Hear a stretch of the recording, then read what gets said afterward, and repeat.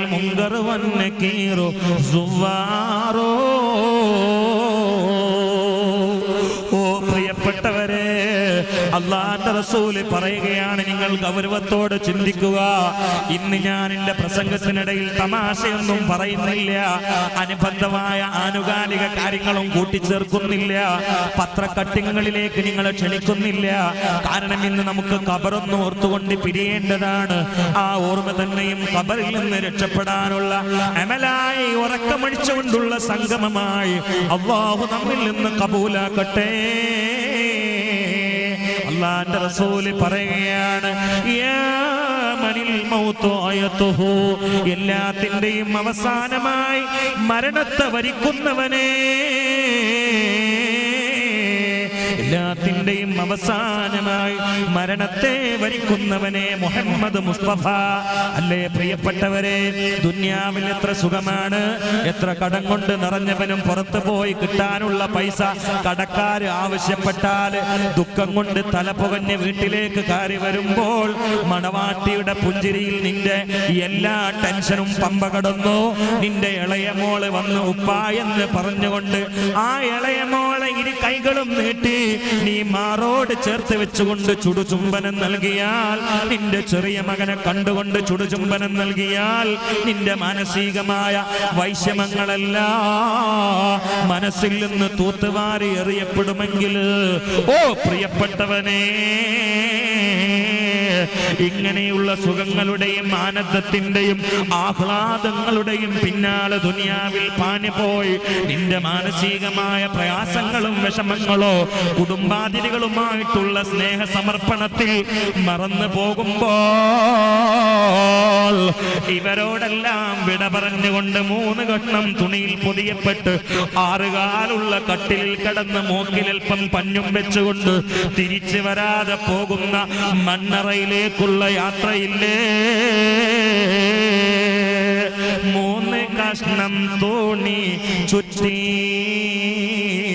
മുറിയാതെ ദിക്റോ ചൊല്ലി, 3 കഷ്ണം തുണി ചുറ്റി മുറിയാതെ ദിക്റോ ചൊല്ലി, ഖബറിലേക്കുള്ളോരോ പോക്കേ കൽബിൽ നീ ഓർത്തൊന്ന് നോക്കേ, തൊട്ടിലാടിയ കുട്ടി പച്ച മണ്ണോട് നീ പിന്നെയൊട്ടി, കെട്ടുകൾ 3 കെട്ടി കട്ടിലിൽ നിന്നെയോ മേറ്റി, ഓരോ ദിനമുണ്ടോരോ യാത്ര, തീരെ മടക്കമില്ലാത്ത യാത്ര. ഇന്ന് നീ ദുബായിൽ പോകുമ്പോൾ, അബുദാബിയിൽ പോകുമ്പോൾ, എന്നോട് ഒരു ചെറുപ്പക്കാരൻ പറഞ്ഞു, അതെ ദുബായ് അബുദാബിയിലേക്ക് പോകുമ്പോ എല്ലാം സഹിക്കാം, പക്ഷെ അവസാനുണ്ട് മണിയറയിൽ കയറിയിട്ട്. അങ്ങനെയല്ലോ ചില കുട്ടികൾ കല്യാണം കഴിച്ച് 1 മാസം നിന്നിട്ട് ആ പെണ്ണിനെ മണിയറയിലാക്കിയിട്ടുണ്ട്. ആകാശങ്ങളിലൂടെ പാറി പറന്നിട്ട് മരുഭൂമിയിലേക്ക് പോയി ഇറങ്ങാൻ ഒരു 3 കൊല്ലത്തിന് അവിടെ ഓളുപടി. അതിനിടയ്ക്ക് പിന്നെ പലയിടത്തും ഓൾ ചാടിപ്പോയിട്ടുണ്ട്. അതിന് കാരണം പറഞ്ഞല്ലാണ് ഞാൻ പറയുന്നില്ല, വിഷയമല്ല അല്ലേ, അത് വലിയൊരു പോക്ക. എന്നോട് അടുത്തൊരു ചെറുപ്പക്കാരൻ പറഞ്ഞു, സാറേ എല്ലാം സഹിക്കാം, പക്ഷേ പാപ്പാനോട് യാത്ര പറഞ്ഞു, ഉമ്മാനോട് യാത്ര പറഞ്ഞു, ജ്യേഷ്ഠന്മാരോട് യാത്ര പറഞ്ഞു, അഞ്ചന്മാരോട് യാത്ര പറഞ്ഞു, മക്കളെയും പിടിച്ച് ചുംബിച്ചു. അവസാനം മണിയറയിൽ കയറിയിട്ട് 1 മാസം മുമ്പ് കടന്നു വന്ന മണവാട്ടിയോട് ഞാൻ പോവാണെന്ന് പറയുമ്പോൾ ഓളെ മനസ്സിലും നീ 2 കൊല്ലം കഴിഞ്ഞിട്ടല്ലേ കാണുള്ളൂ, എന്റെ മനസ്സിലും നീ 2 കൊല്ലം കഴിഞ്ഞിട്ടല്ലേ ഈ മണിയറയിൽ വരിക, അവിടെ വേർപ്പിന്റെ ഉപ്പുരസം അറേബ്യൻ മരുഭൂമിയിൽ വീഴ്ത്തിയിട്ട് പണം ഉണ്ടാക്കാൻ വേണ്ടി പോവാണ്, എന്ത് ചെയ്ത് ജീവിക്കണ്ടേ. ആ സമയത്ത് പെണ്ണുങ്ങളോട് യാത്ര പറയുമ്പോൾ മനസ്സിനൊരു പൊട്ടല്, അത് ഓർക്കാൻ വയ്യാന്ന് എന്നോട് ഒരാൾ പറഞ്ഞു. അല്ലേ, സത്യത്തിൽ അങ്ങനെയല്ല വേണ്ടത്. ഞാൻ ഗൾഫിൽ 5 കൊല്ലം ജോലി ചെയ്താണ്. എനിക്ക് വേർപിരിയുന്ന സമയത്ത് ഏറ്റവും കൂടുതൽ മനോവേദന ഉണ്ടായത് എന്റെ ഉമ്മാനോട് യാത്ര പറയുമ്പോൾ. ഭാര്യനോട് യാത്ര ചെയ്യുമ്പോൾ ഉണ്ടായിട്ടുണ്ട്, പക്ഷെ അത് പരമാവധി പിടിച്ചു വെച്ച് ഞാൻ യാത്ര പറയുമ്പോൾ പൊട്ടി കരയില് എന്റെ ഉമ്മാനോട് യാത്ര പറയുമ്പോൾ. ഇപ്പം പോണില്ല, ഗൾഫ് പോകുന്നവർക്ക് അല്ലാഹു തആല സമാധാനം കൊടുക്കട്ടെ. അവരെ പേരെന്നെ പ്രവാസികൾ, എല്ലാ പ്രയാസങ്ങളിൽ നിന്നും ആ പ്രവാസികൾ അല്ലാഹു തആല രക്ഷപ്പെടുത്തട്ടെ. ഞാൻ പറയാറുണ്ട് പ്രവാസം പ്രസവം പോലത്തെ പ്രയാസമാണ്. എന്നാൽ ഞാൻ പറഞ്ഞെന്തിനാറിയോ, ഗൾഫിലേക്ക് പോകുമ്പോ മണവാട്ടിയോട് യാത്ര പറയുമ്പോ മനം പൊട്ടിക്കരയുകയാണ്. വേണമെങ്കിൽ എനിക്ക് അടുത്ത മാസം തിരിച്ചു വരാം, ഒരു കൊല്ലം കഴിഞ്ഞിട്ട് തിരിച്ചു വരാം. എന്നാലും പിരിഞ്ഞു പോകുമ്പോൾ വിഷമം പിടിച്ചിക്കാൻ പറ്റില്ല. പക്ഷേ കല്യാണം കഴിച്ചു, ഞാൻ പറഞ്ഞില്ല, തിരൂരൊരു സഹോദരൻ മരിച്ചത് മണിയറ പൊളിക്കണേന്റെ മുമ്പ് മരിച്ചു.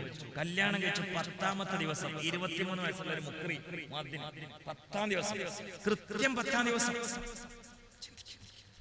ഒരു അസുഖം പള്ളിയിൽ വന്ന് കിടന്നതാണ്.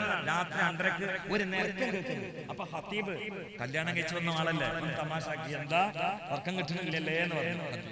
അങ്ങനെയല്ല പറയാം.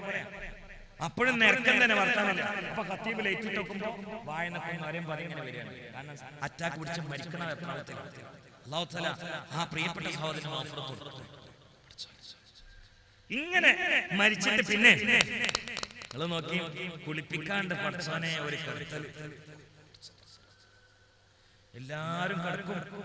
വയല് മാത്രം ശ്രദ്ധിക്കാൻ, ഇങ്ങനത്തെ വിഷയം ഒന്ന് ശ്രദ്ധിക്കണം. ഇത് നമ്മൾ പിരിയുമ്പോ മണ്ണറ മനസ്സിൽ കണ്ടുകൊണ്ട് പിരിയണം. അല്ലാഹു തൗഫീഖ് ചെയ്യട്ടെ.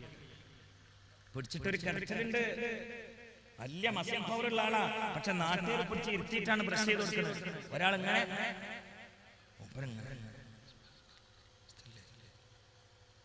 തലേന്ന് രാത്രി അങ്ങാടിയിൽ 10 ആളെ ഒറ്റ വീശിന് അടിച്ചു വീശിയാളാ. ഇപ്പൊ കൈ ഇങ്ങനെയാണ്, എന്നിട്ട് മറ്റാളിങ്ങനെ തട്ടുകയാണ്.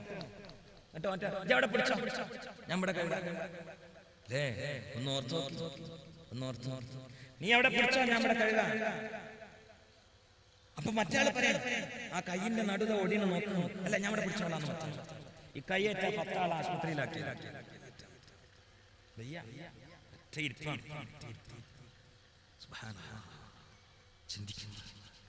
കുളിപ്പിക്കലൊക്കെ കഴിഞ്ഞ് ഇനി എടുക്കാൻ മണിയറയ്ക്കല്ല പോണേ. ഇനി വരുന്നത് മൂക്കിൽ പല്ലാണ്, കെട്ടി പൊതിയല്ലേ. അതിലൊരാള് കാണാനുള്ളവരൊക്കെ ഒന്ന് കണ്ടോളി.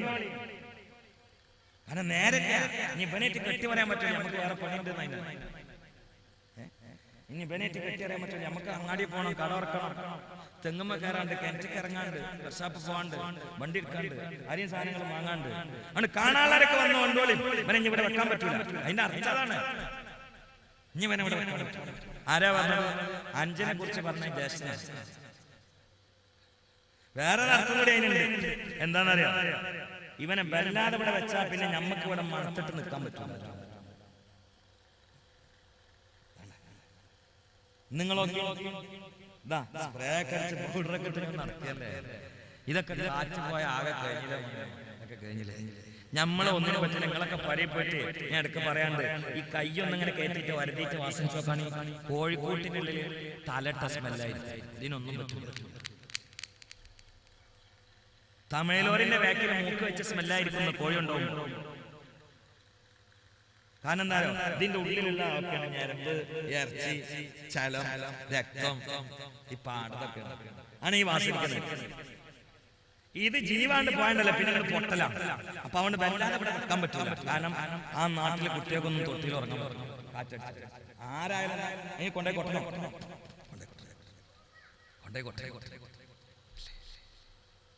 അങ്ങനെ ആളുകളൊക്കെ കുളിപ്പിച്ച്